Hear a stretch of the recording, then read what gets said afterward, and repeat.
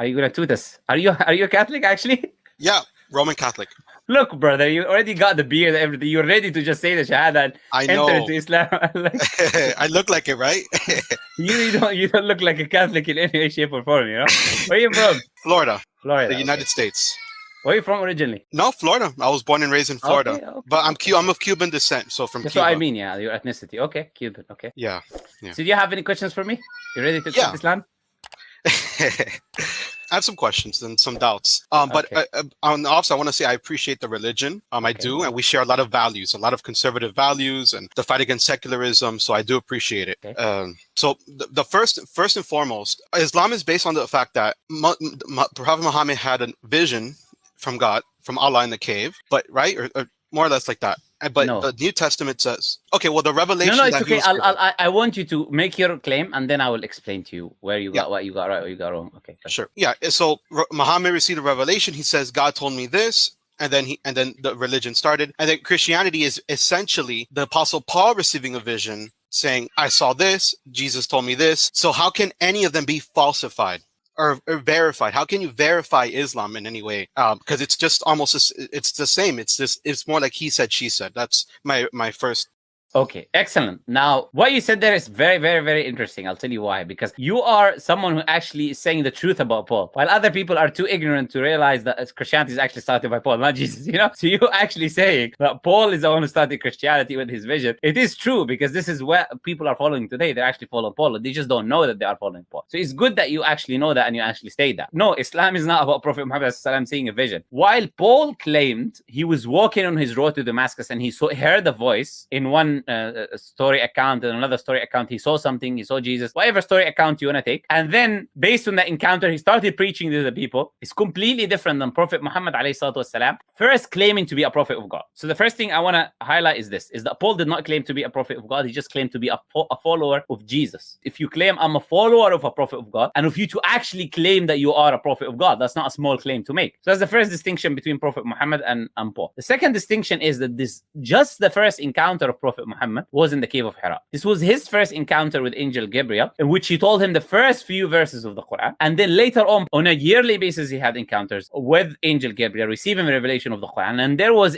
many instances of which his companions observed Angel Gabriel, who came in a human form and engaged with Prophet Muhammad ﷺ. So it was not just one claim of one vision of which then everything spouted or came from, like it is the case with Paul. No, it was actually a gradual revelation coming to Prophet Muhammad ﷺ on a period of 23 years. And for example, Angel Gabriel used to come to Prophet Muhammad ﷺ, and this is a very interesting point to know. He used to come to Prophet Muhammad ﷺ, and in the deserts of Arabia at that time, a person coming with white clothes and no signs of travel. This is how the companions of the Prophet Muhammad ﷺ described it. It is impossible for you to come to the deserts of Arabia in the past, not be from the community, because everyone knows the community, to be a traveler from a different place, and to come with clean white clothes, no signs of travel, not recognized, not knowing who you are, not seeing when you're coming in and out. And then Angel Gabriel used to come in that form, and the companions of the Prophet ﷺ used to observe Angel Gabriel, and he used to give teachings to the Prophet ﷺ. So that's the second difference, is that it was a gradual revelation in many different forms. Some of it, even the companions, they witnessed. So when Prophet Muhammad ﷺ, his wife, Aisha radiallahu anha, she saw him when revelation was coming to him in a cold day in the deserts of Arabia, he used to sweat. Can you imagine sweating in the deserts of Arabia? There's no buildings, nothing. It is the coldest thing you could have. And she said in the coldest day, he used to sweat when the revelation used to come on him. Another companion of the Prophet ﷺ, his leg was upon the leg, his knee was upon the knee of that companion, and the revelation came down. He felt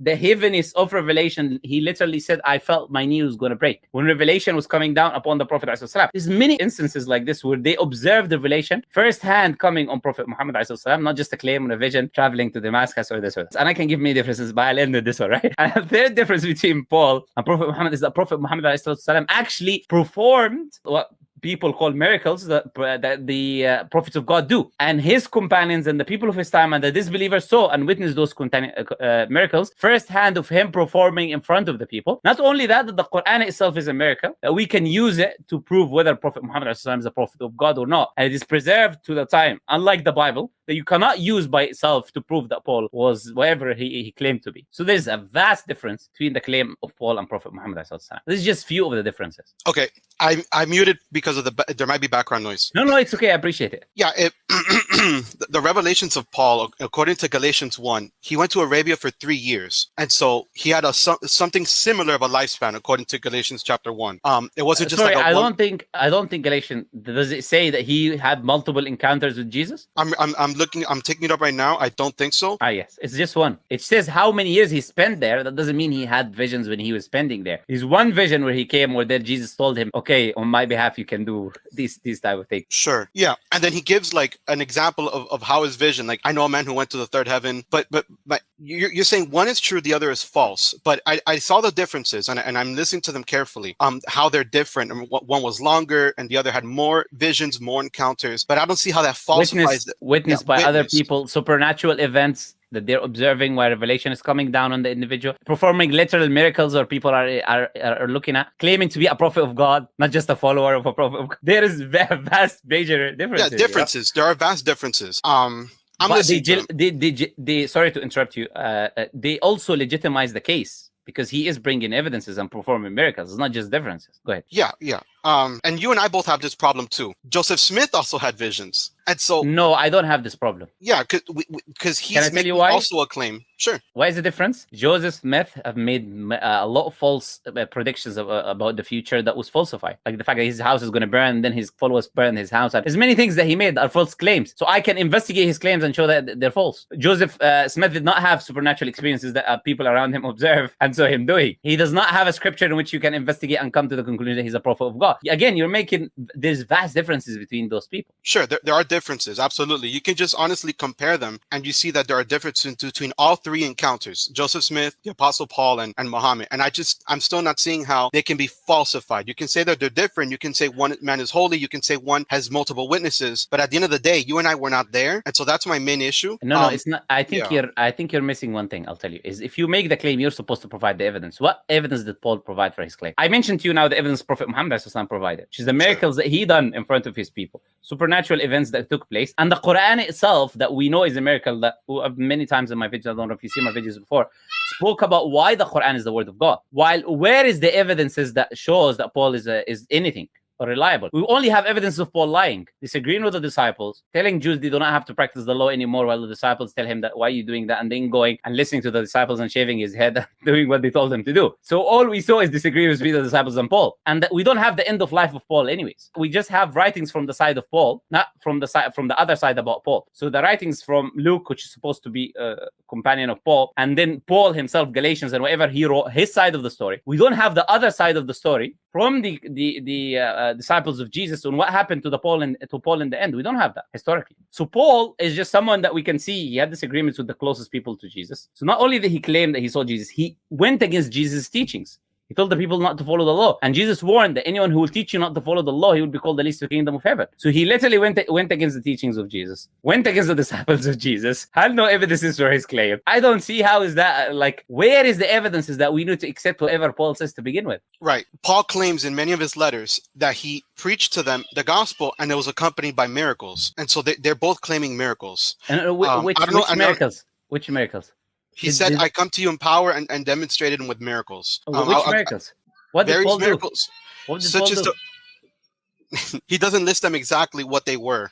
No, but because to say miracles can mean multiple different things. You understand? You can refer to the scripture or the wordings that you're bringing as miracles. What actual miracles did people record in history, especially external sources of Paul doing anything? There are no specific miracles except the vision that he entered the third heaven. That's the only thing that is actually recorded by Paul that from my knowledge. There are the miracles of Jesus, though. Imagine I said to you, I entered the seventh heaven. Would you accept that as a miracle, or just a claim? Right, but you accept Muhammad went to heaven. Why? It's almost the same thing, right? No.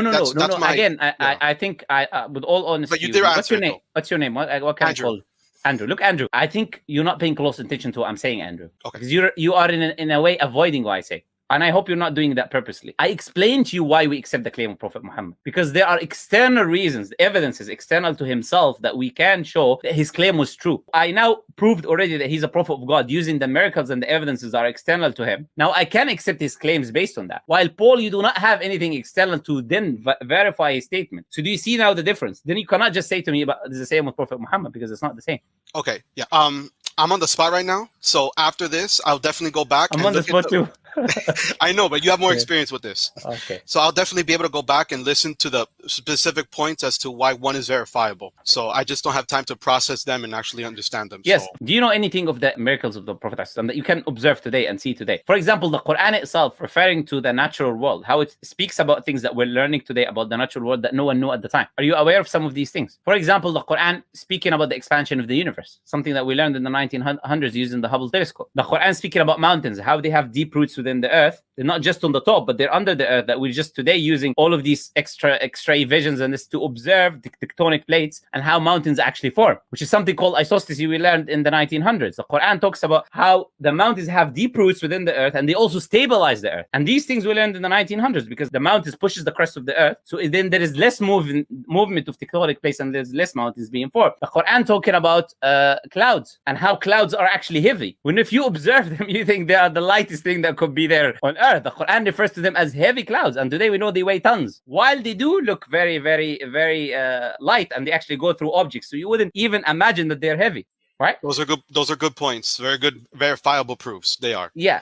And these are just some. The Quran talks about many. This is just now the naturalistic phenomena. The Prophet ﷺ speaking about the future. Prophet ﷺ, he said that you will see the barefoot Bedouin Arabs competing in building the tallest buildings. Do you know where is the tallest building in the world today? In Burj Khalifa in Dubai. The Bedouin Arabs, not just Arabs, because there's many Arabs. He's saying the Bedouin Arabs, people who live in the desert, not like Egypt or Iraq. No, he's talking about the Bedouin Arabs. He said they will be competing in building the tall buildings. He said the earth will puke its treasures and money will become abundant within the Arabs. The only reason they're able to build these towers that I'm referring to is because they found oil. Do you know that? 50 years ago, Dubai was a desert. Yeah, I know about the oil. Yeah, so the Prophet ﷺ said that 1,400 years ago, the earth will puke its treasures. Prophet Muhamad ﷺ spoke about the countries that Islam will enter.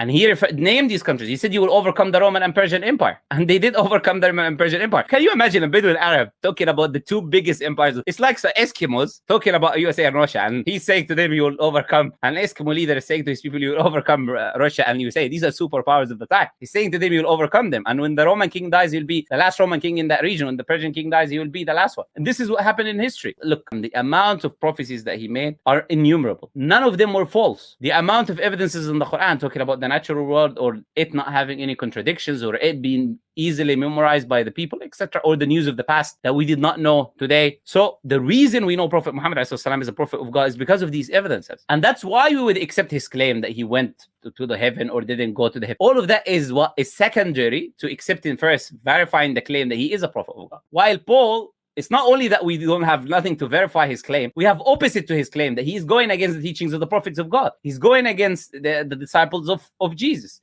He is lying openly. He's saying, if my life further the truth, then why do you call me a sinner? This is his words. So how would I compare someone like this to Prophet Muhammad ﷺ?